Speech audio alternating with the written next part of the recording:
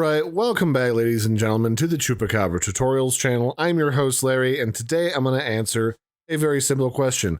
What is the best way to get ancient civilization parts?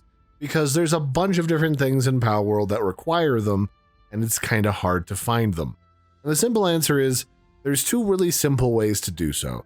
The first one involves killing raid bosses or dungeon bosses repeatedly, and these are kind of scattered throughout the map. You'll notice them as little round question marks in the gray areas of your map that you haven't fully explored. And when you get in there, it'll tell you what their level is, and you can kill them like once an hour, and they drop around 8 parts when you either defeat them by catching them or kill them completely.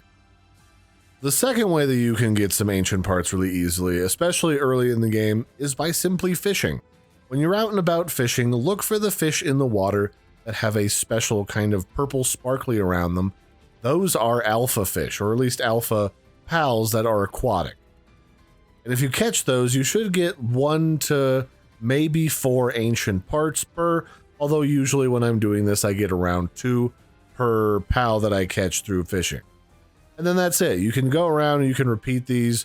There's a lot of really low level early game pals that you can repeatedly go into their dungeon and defeat, or just roam around and fish either from the back of a swimming pal or a flying pal. You can just fly around over the water and repeatedly catch fish.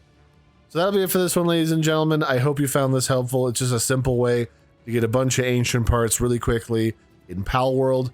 I hope you found this helpful, and I'll catch you next time. Bye, everybody, and have a good one.